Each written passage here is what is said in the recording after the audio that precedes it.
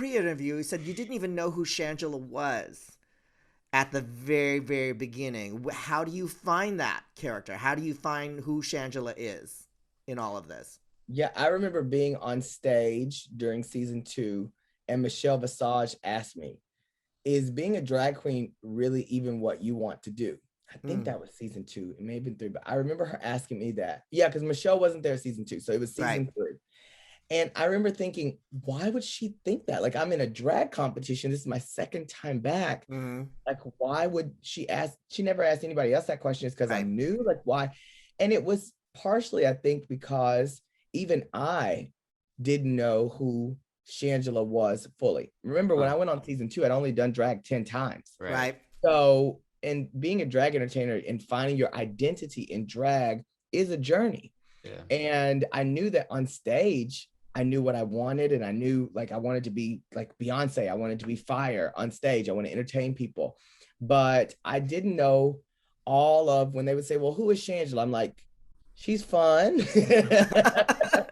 She wears a wig. She got a wig on. Yeah, that's her. She looked, yeah.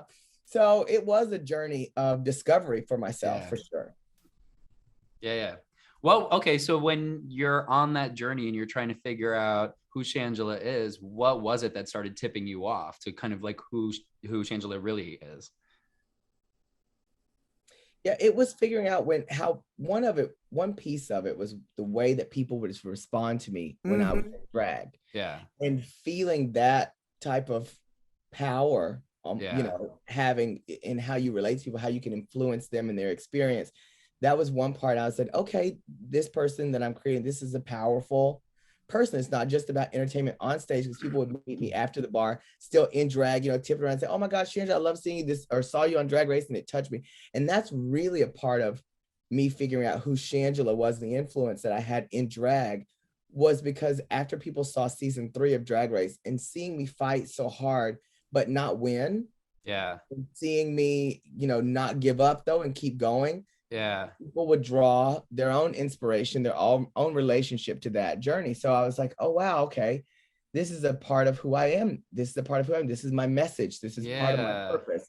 But it's always an ongoing thing. It's an ongoing thing to really know yourself. Yeah. And I had to learn new things about myself in and out of drag.